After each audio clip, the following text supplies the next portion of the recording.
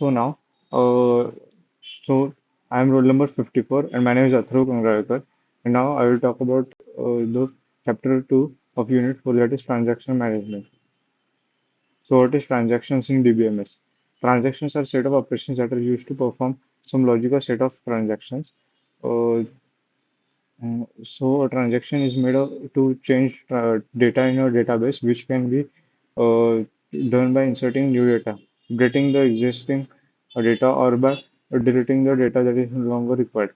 So, this is the example. So, the transaction consists of two main operations that are read and write. The read operation is used to read the value of x from the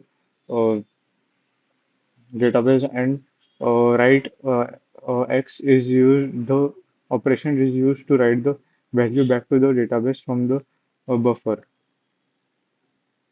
Acid properties. So the acid properties are as follows. A stands for atomicity, C stands for consistency, I stands for isolation, D stands for durability. Atomicity. It ensures that either of all the operations of a transaction reflect in the database of none. So atomicity. It ensures that all the operations of a transaction reflect in the database of none. So it consists of rollback. It takes place if there is a failure in the transaction. It aborts the execution rollback the changes made by the transaction commit. If transaction executes successfully, commit the changes to the database. Isolation. A transaction should not interfere with the execution of another transaction. So, to preserve the consistency of the database, that execution of transaction should take place in isolation. That means no other transaction should run concurrently when there is a transaction already running. So, uh, durability. Once a transaction completes successfully, the changes it has made into the database should be permanent even if there is a system failure. The recovery management component of the database systems ensures the durability of the transaction. State diagram. So in state diagram, during the lifetime of a transaction, there are lots of states to go through. These states update the operation system about the current state of the transaction. These states decide the regulation which decide the fate of a transaction, whether it will commit or abort. Uh, so the state diagram is as follows. It consists of the active state, the partial committed state, then the failure state, the aborted state, the committed states, and then finally the terminated state. DVMS schedule. It is a series of operations from one transaction to another. Uh, it is known as schedule. It is used to restore the transactions of the operation in each of the individual transactions. So these are the types of transactions. The schedule is divided into serial and non-serial. Non-serial is divided into strict, cascadeless, and recoverable. In serial schedule, a transaction is executed completely before starting the execution of another task. Non-serial schedule. It contains many possible orders in which the system can execute the individual operations. The non-serial schedule is a type of schedule where the operations of multiple transactions are interleaved. Non-serial strict schedule. In strict schedule, if the right operation of a transaction proceeds a complicate a conflicting operation, read or write operation of another transaction, then the commit or abort operation of such transaction should also precede the conflicting operation of another transaction. Cascadeless schedule. In cascadeless schedule, if a transaction is going to perform a read operation on a value, it has to wait until the transaction who is performing right on that value commits. Recoverable schedule. In a recoverable schedule, if a transaction is reading a value which has been evaluated, updated by some other transaction, then this transaction can commit only after the commit of other transaction which is updating value. Serializability in DBMS. When multiple transactions are running concurrently, then there is a a possibility that the database may be left in an inconsistent state. Types of serializability. There are two types of serializability: conflict serializability and view serializability. Conflict serializability is one of the types of serializability which can be used to check whether a non-serial schedule is conflict serializable or not.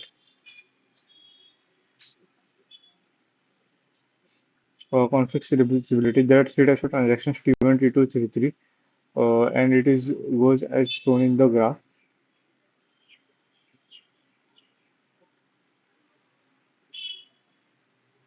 So now we talk about view serializability. This is a type of serializability that can be used to check whether the given schedule is a view serializable or not. A schedule is called as view serializable if it is a uh, view equivalent to a serializable schedule. View equivalent to two schedules S1 and S2 are said to be view equivalent if both satisfy the following conditions. In That is, the first is initial read, and second is the updated read, and the third is the final write. Concurrency control of protocols. Concurrency control in database management system is a procedure of managing simultaneous operations without conflicting with each other. Concurrent access is quite easy if all the users are just reading data. Problems of concurrency are lost data, updates, uncommitted dependency issues, and non-repeatable read. Concurrency control protocols. Why use concurrency method to resolve write-write conflict issues. So this is the example as given below. Concurrency control protocols. Uh, it consists of lock-based protocols, two-phase locking protocol, a timestamp based protocol, validation protocol based protocol, log-based protocol. Log-based protocol is a in DBMS is a mechanism in which a transaction cannot read or write the data until it acquires an appropriate lock. Log based protocols help to eliminate the concurrency problem in DBMS. Concurrence Log-based protocol, binary protocols. A binary protocol on a data item can be either locked or unlocked states. There is a shared or exclusive protocol. Lock in shared lock is also called as read-only lock, exclusive lock. With the exclusive lock, a data item can be can be read as well as written. Two-phase locking protocol. It is also known as 2PL protocol. Is a method for concurrency control in DBMS that ensures feasibility by applying a lock to the transaction data, which blocks other transactions to access the same data simultaneously. Concurrency control protocol. The two-phase locking protocol consists of the growing phase and the shrinking phase. In growing phase, the phase transaction may obtain locks but may not release any locks. In shrinking phase, a transaction may release locks but not obtain any new locks.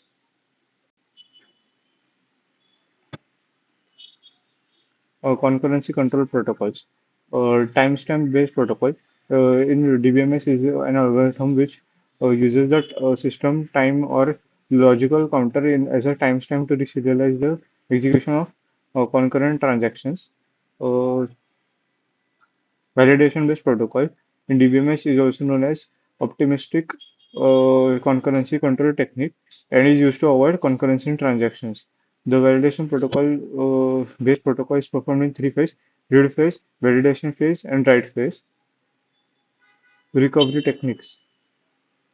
So the database systems, like any other computer system, are subject to failures, but the data recorded in them must be available as and when required. The techniques used to recover the logical lost data due to system crashes, transaction errors are data-based recoverable techniques. So the information is needed to recover from transaction failure. The log is kept on this transaction T, read item TX, then write item TX, old value, new value, commit T, abort T, and checkpoint. undoing or recovery techniques are undoing, then deferrable update, immediate update, and caching and buffering. Then there is also shadow paging, backward recovery, and forward recovery. In backward recovery, the term rollback and undo can be also be referred as backward recovery. When a backup data is not available and previous modifications need to be undone, this technique can be useful. And in forward recovery, when a database needs to be updated with all changes verified, this forward recovery techniques is useful. So thank you.